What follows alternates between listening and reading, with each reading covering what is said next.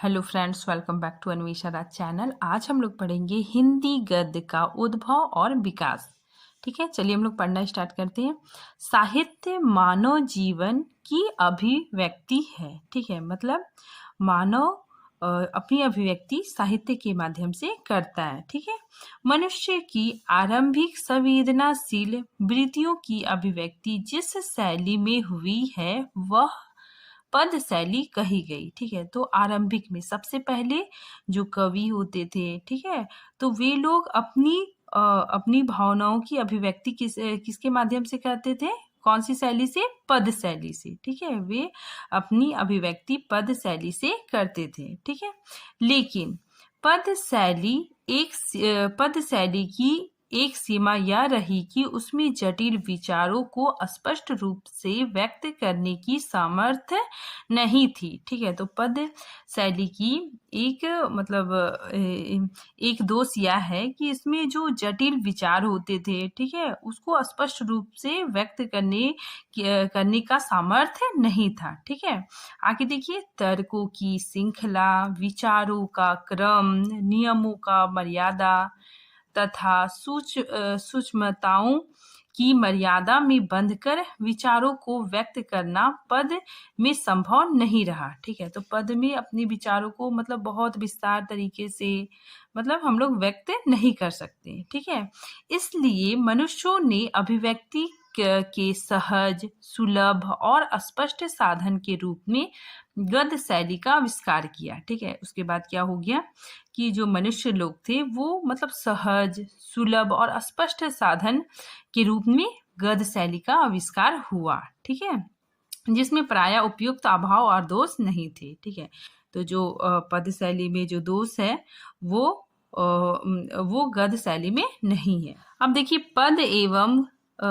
गद्य एवं पद शैली में अंतर को स्पष्ट करते हुए एक विद्वान ने कहा है कि, ठीक है, देखिए एक विद्वान ने क्या कहा है कि हृदय की संवेदनशील वृत्तियों की छंद युक्त अभिव्यक्ति सामान्यतया पद में की जाती है। ठीक है, मतलब हृदय की जो भाव है वो छंद युक्त, जिसमें छंद हो, अलंकार हो, ठीक है ना, तो उस चीज की अभिव्यक्ति हम पद के माध्यम से कर सकते हैं। जबकि चिंतन की जटिल, ठीक है, श्रृंखलाबद्ध, तार्किक और छंद मुक्त, जिसमें छंद अलंकार कुछ भी ना हो, ठीक है, तो छंद मुक्त अभिव्यक्ति शैली को गद्य कहा जाता है। ठीक है, तो गद्य में क्या होता है कि हम स्वतंत्र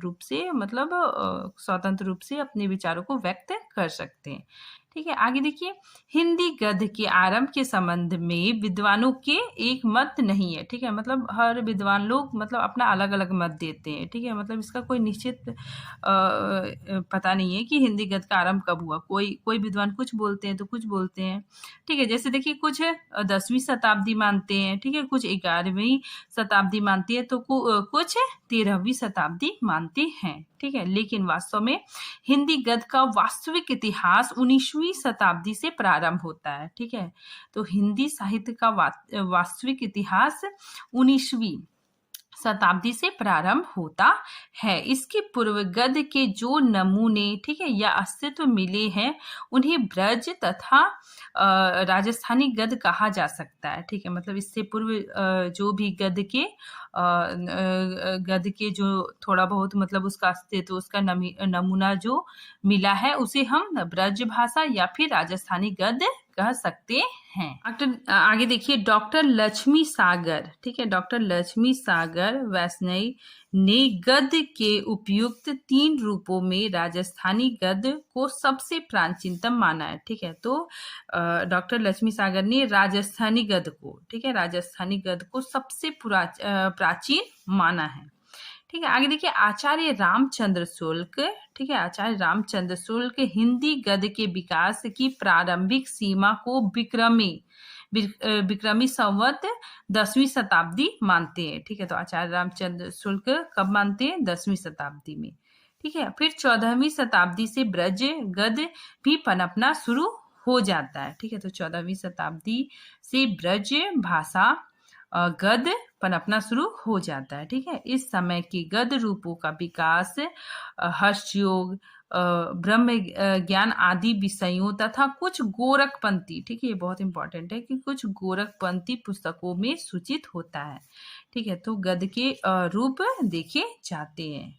ठीक है, आगे देखिए, खड़ी बोली का प्रथम दर्शन अकबर के दरबारी कवि गंग, ठीक है, दरबारी कवि गंग द्वारा रचित चंद छंद वर्णन की महिमा में होता है। ठीक है, मतलब पाया जाता है। ठीक है, तो खड़ी बोली का प्रथम दर्शन कहाँ पे मिलता है? अकबर के दरबारी कवि गंग, ठीक है, गंग द्वारा रचित छंद वर्णन की महिमा कृति में पाई जाती है। हिंदी गद्य के विकास को हम विभिन्न सोपानों में बांट सकते हैं। ठीक है, जैसे देखिए, भारतेंदु पूर्व, ठीक है, मतलब भारतेंदु युग के पूर्व, ठीक है, ये इसका समय कितना है? 13वीं शताब्दी से, ठीक है, 1868 ईस्वी तक। फिर आ गया भारतेंदु युग। भारतेंदु युग को हम लोग नवजागरण काल से भी जानते हैं। ठीक है, तो 1868 ईस्वी से 1900 ईस्वी तक। फिर द्विवेदी युग, द्विवेदी युग 1900 ईस्वी से 1922 ईस्वी तक। फिर आया शुल्क युग, ठीक है, इसे छायावादी युग भी कहते हैं, 1922 ईस्वी से 1938। उत्तर युग 1938 ईस्वी से 1947 ईस्वी तक। ठीक है, फिर स्वतंत्र योत्तर युग 1947 ईस्वी से अब तक। ठीक है, अब हम लोग देखते हैं भारतेंदु युग पूर्व हिंदी गद्य। ठीक है, ये देखिए, भारतेंदु युग से पूर्व हिंदी गद्य, उसके बारे में है कि 10वीं और 11वीं शताब्दी के आसपास रोड़ा कवि, ठीक है, आप लोग याद रखिएगा, रोड़ा कवि द्वारा रचित राउल बेल नामक एक ग्रंथ की रचना हुई। आया राउल बेल, ठीक है, राउल बेल ये चंपू काव्य के रूप में लिखा गया है। ठीक है, तो चंपू काव्य क्या होता है? ये गद्य और पद्य का मिश्रण रूप को ही हम लोग चंपू काव्य कहते हैं। ठीक है, तो राउल बेल चंपू काव्य है। ठीक है, और ये जो राउल बेल है, ये शिलाकृत कृति है, मतलब शिलाओं में, मतलब पत्थरों में लिखी गई है। ठीक है, और फिर जो ये राउल बेल है, ये नख सिख वर्णन भी इसमें पाया जाता है। ठीक है, नख सिख वर्णन की श्रृंगार परंपरा का आरंभ राउल बेल से माना जाता है।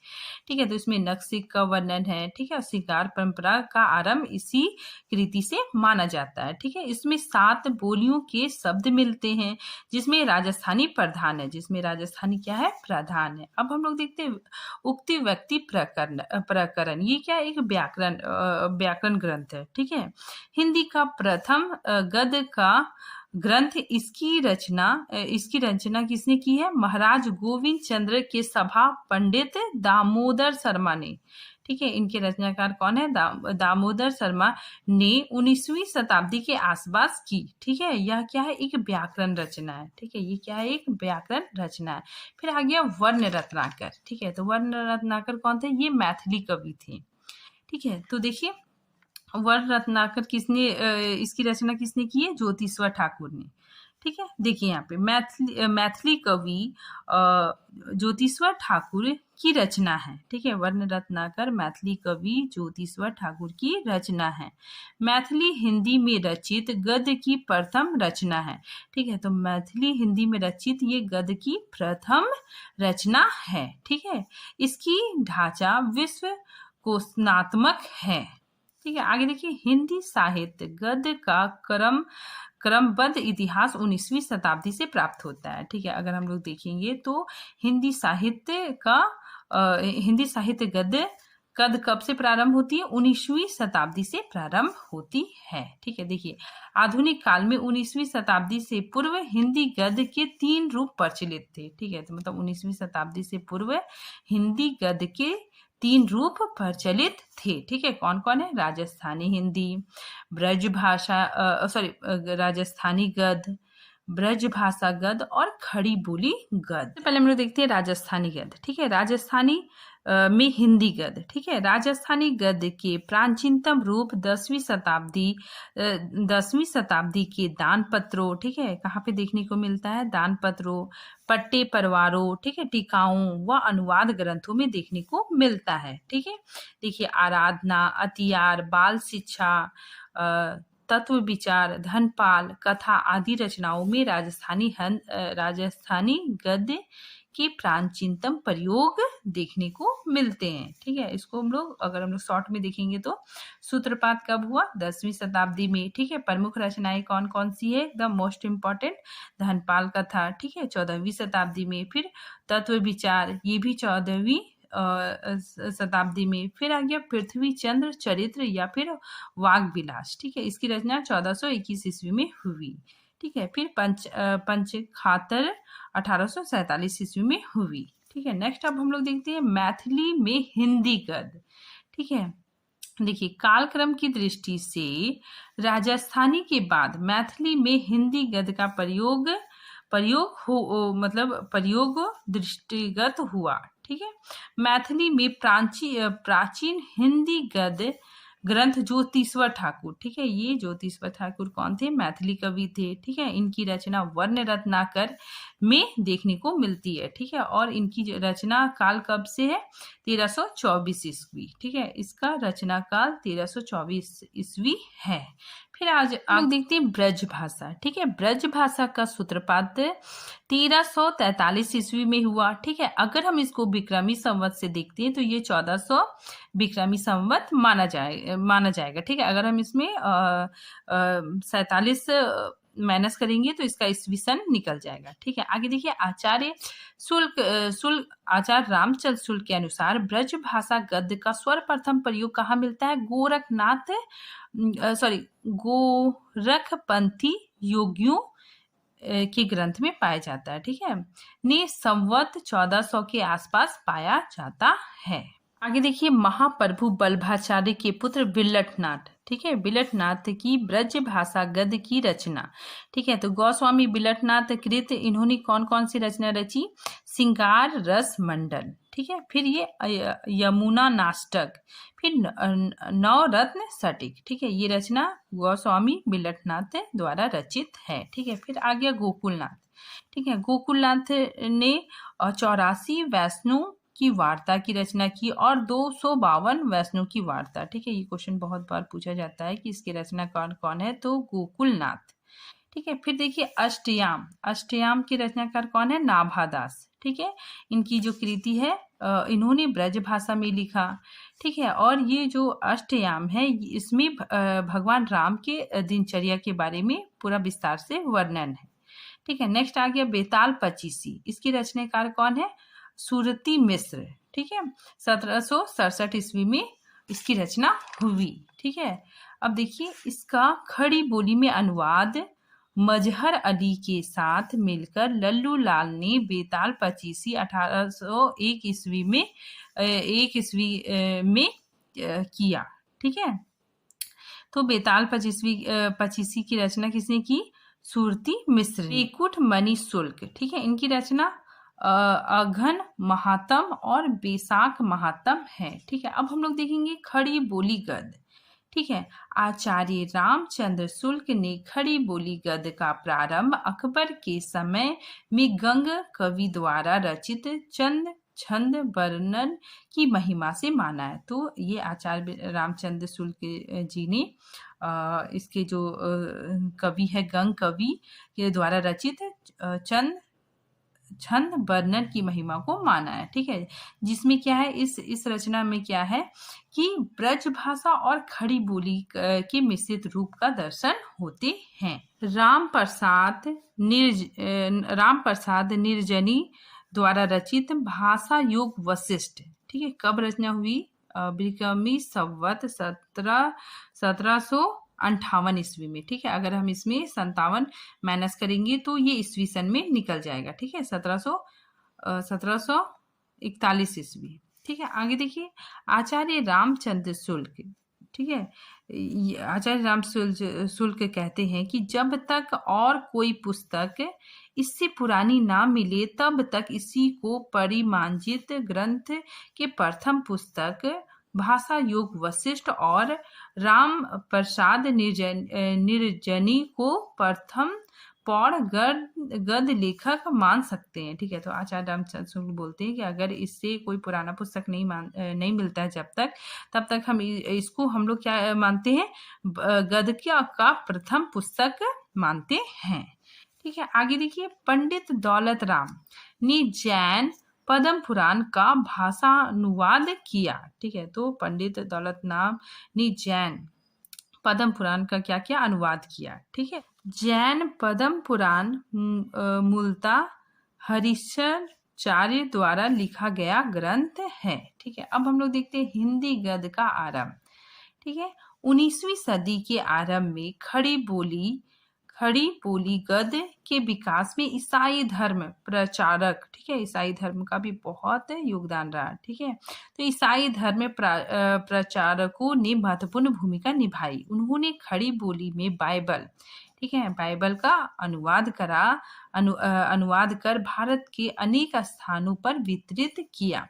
इस प्रकार ईसाई धर्म के प्रचार के साथ साथ हिंदी का भी प्रचार होता गया। ठीक है, तो यहाँ पे बताया जा रहा है कि क्या हुआ कि 19वीं सदी में ईसाई धर्म का प्रचार प्रसार करने के लिए इन लोगों ने जो बाइबल है उनका जो ग्रंथ, बाइबल ग्रंथ को हिंदी में अनुवाद करके मतलब लोगों के बीच वितरित करने लगे। इससे भी क्या होने लगा, हिंदी का प्रचार प्रसार होने लगा। आगे देखिए, आर्य समाज, ब्रह्म समाज और सनातन धर्म के उपदेशकों ने भी धर्म प्रचार के लिए उपनिषदों और वेदों के ज्ञान तथा रामायण महाभारत आदि को कथाओं के प्रचार के लिए हिंदी गद्य में पुस्तकें लिखी। ठीक है, और पत्रिकाएं निकाली। ठीक है, तो इस तरह भी हिंदी का प्रचार प्रसार होने लगे। स्वामी दयानंद सरस्वती ने सत्यार्थ प्रकाश, ठीक है, इनके द्वारा रचित पुस्तक है। ठीक है, सत्यार्थ प्रकाश की हिंदी में रचना की।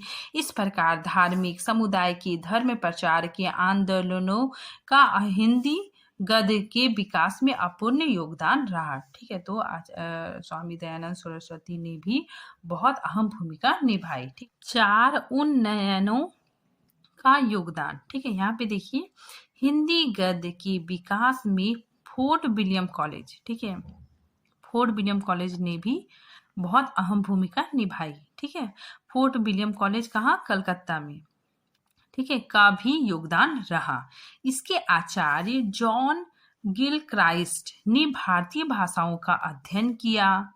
ठीक है, ईस्ट इंडिया कंपनी के प्रशासकों का हिंदी सिखाने के लिए एक व्याकरण और एक शब्द की रचना की। ठीक है, आगे देखिए, यहाँ के अंग्रेज अधिकारियों को भारतीय भाषाओं का प्रशिक्षण दिया जा सके।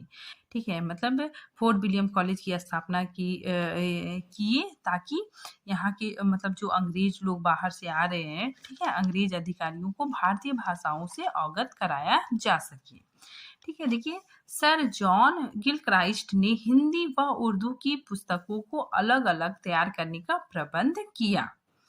ठीक है, आगे देखिए, खड़ी बोली गद्य को एक साथ आगे बढ़ाने के लिए 4 लोगों ने बहुत अहम भूमिका निभाई। ठीक है, वो 4 लोग कौन कौन थे, मुंशी सदा सुखलाल नियाज, ठीक है, सैयद इंसा अल्लाह खान, फिर लल्लू लाल, उसके बाद सदन मिश्र। इन 4 लोगों ने बहुत ही ज़्यादा अहम भूमिका निभाई। इन्होंने बहुत ही मतलब अपना योगदान दिया। ठीक है, आगे देखिए, मुंशी सदा सुखलाल नियाज और इंसा अल्लाह खान, इन दोनों का संबंध फोर्ट विलियम कॉलेज से नहीं था। ठीक है, तो यहाँ पे बताया जा रहा है कि मुंशी सदा सुखलाल, ठीक है, और इंसा अल्लाह खान का संबंध फोर्ट विलियम कॉलेज से नहीं था। ठीक है, जबकि लल्लू लाल और सदल मिश्र, ठीक है, दोनों का फोर्ट विलियम कॉलेज, ये दोनों कौन थे, फोर्ट विलियम कॉलेज के प्रधानाध्यापक थे। आगे देखिए, मुंशी सदा सुखलाल की प्रमुख रचनाएं। ठीक है, इनकी प्रमुख रचना कौन है, सुख सागर। ठीक है, बहुत बार क्वेश्चन पूछा जाता है। फिर नेक्स्ट क्या है, मुंह तक बुत वारिक। ठीक है, इंसा अल्लाह खान की रचना रानी केतकी की कहानी। ठीक है, 1758 से 1803 ईस्वी के मध्य। ठीक है, फिर इसका दूसरा नाम क्या है, उदयभान चरित्र, ठीक है, इसका दूसरा नाम क्या है, उदयभान चरित्र। इसमें सर्वप्रथम खड़ी बोली गद्य साहित्य में लौकिक श्रृंगारमय प्रेमाख्यानक परंपरा का सूत्रपात हुआ है, ठीक है। शैली की दृष्टि से रानी केतकी की कहानी हास्य प्रधान है, ठीक है। तो ये शैली की दृष्टि से रानी केतकी की कहानी क्या है, मतलब हास्य प्रधान है। यह हिंदी की पहली मौलिक लिखित गद्य कथा है, ठीक है, ये याद रखिएगा, ये क्या है, हिंदी की पहली मौलिक लिखित गद्य कथा है, ठीक है। अब हम लोग देखते हैं लल्लू लाल, ठीक है। फोर्ट विलियम से संबंध था, ठीक है, इनका फोर्ट विलियम कॉलेज से संबंध था, ठीक है। संवत 1860 में जॉर्ज गिल क्राइस्ट के आदेश से इन्होंने खड़ी बोली गद्य में प्रेम सागर, ठीक है, बहुत इंपॉर्टेंट है, प्रेम सागर लिखा, जिसमें भागवत 10वें स्कंद की कथा का वर्णन किया गया है, ठीक है। आगे देखिए, लाल चंद्रिका नाम से ब्रज भाषा में बिहारी सातसई का टीका लिखा, ठीक है। तो इन्होंने क्या किया, लाल चंद्रिका नाम से ब्रज भाषा में बिहारी सातसई का टीका लिखा, ठीक है, ये बहुत इंपॉर्टेंट है, क्वेश्चन इससे आता है एग्जाम में। आगे देखिए, सदन मिश्र क्या थे, फोर्ट विलियम कॉलेज से इनका संबंध था, ठीक है।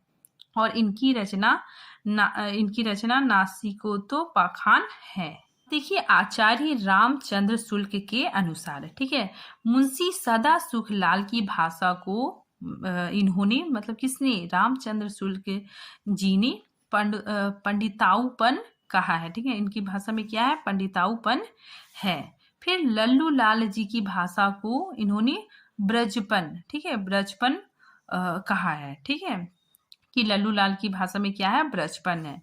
नेक्स्ट, सदन मिश्र की भाषा क्या है, पूर्वीपन, ठीक है, सदन मिश्र की भाषा में पूर्वीपन पाया जाता है, ठीक है। अब देखिए, राजा शिव प्रसाद सिंह और राजा लक्ष्मण सिंह, इन दोनों ने भी बहुत अहम भूमिका निभाई, ठीक है। देखिए यहाँ पे राजा शिव प्रसाद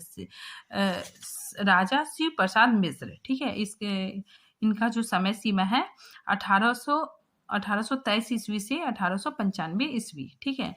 राजा शिव प्रसाद सितारे हिंद की भाषा का झुकाव उर्दू की ओर था, ठीक है, मतलब ये जो रचनाएं रचते थे उसमें बहुत ही, मतलब उर्दू की भाषाओं को लेते थे, ठीक है, मतलब इनकी भाषा उर्दू की ओर था, ठीक है, इनका झुकाव उर्दू की ओर था, ठीक है। इनकी रचनाएं कौन कौन सी है, आलसियों का कूड़ा, वर्णमाला और राजा भोज का सपना, ये बहुत इंपॉर्टेंट है, ठीक है। तो ये राजा भोज का सपना किसने लिखा है, राजा शिव प्रसाद मिश्र ने, ठीक है। नेक्स्ट हम लोग देखते हैं राजा लक्ष्मण सिंह। नेक्स्ट देखिए, राजा लक्ष्मण सिंह, ठीक है, ये संस्कृत निष्ठ हिंदी के समर्थक थे, ठीक है, मतलब इनकी रचनाओं में संस्कृत के शब्द ज्यादा पाए जाते थे, ठीक है। इन्होंने कालिदास के 3 ग्रंथ का अनुवाद हिंदी में किया, ठीक है। तो कौन कौन वो रचनाएं थे, अभिज्ञान शकुंतलम, ठीक है, 1862 ईस्वी में, फिर रघुवंश 1868 ईस्वी में, और मेघदूत, ठीक है, 1882 ईस्वी में, ठीक है। तो इन्होंने क्या किया, कालिदास की ये 3 रचनाएं हिंदी में लिखी, ठीक है, हिंदी में अनुवाद किया। फिर आगे देखिए, भारतेंदु, फिर इन लोगों के बाद भारतेंदु जी का भी बहुत अहम योगदान रहा, ठीक है। तो भारतेंदु ने भी हिंदी गद्य के विकास में अपना अहम योगदान दिया, ठीक है। इस समय भारतेंदु ने तथा उनके मंडल के लोगों ने हिंदी गद्य के विभिन्न शैलियों का प्रयोग किया, ठीक है, मतलब विभिन्न शैलियों, मतलब जो नाटक हो गया, ठीक है, नाटक, रेखा चित्र, स्मरण, ये सब शैलियों का प्रयोग करते हुए उन्होंने गद्य की रचनाएं की। हिंदी का शब्द भंडार बढ़ाया, इन्होंने क्या किया, हिंदी का शब्द भंडार बढ़ाया, नए शब्द निर्मित किए गए और हिंदी गद्य को उनकी वास्तविक और सहज दिशा में ले जाने का अथक प्रयास किया, ठीक है। तो भारतेंदु जी और भारतेंदु मंडल के जो कवि थे, उन लोगों ने मतलब हिंदी गद्य को बहुत ही, मतलब सहज रूप से आगे ले जाने का प्रयास किया, ठीक है। नेक्स्ट आ गया महावीर प्रसाद द्विवेदी, इन्होंने भी बहुत अहम भूमिका निभाई। महावीर प्रसाद द्विवेदी के आविर्भाव को हिंदी गद्य के निर्माण की दृष्टि से एक महान और सुखद संयोग कहा जा सकता है, ठीक है। द्विवेदी जी ने हिंदी गद्य की अव्यवस्था, ठीक है, मतलब हिंदी गद्य में जो अव्यवस्था थी, ठीक है, अराजकता थी, ठीक है, को दूर किया, विराम चिन्हों के प्रयोगों को प्रचलन में लाया, ठीक है, व्याकरण की दृष्टि से भाषा को बहुत परिमार्जित किया, ठीक है, उन्होंने परिमार्जित, शिष्ट और सुसंस्कृत हिंदी गद्य के आदर्श को प्रस्तुत किया, ठीक है, बस इतना ही है। Thank you.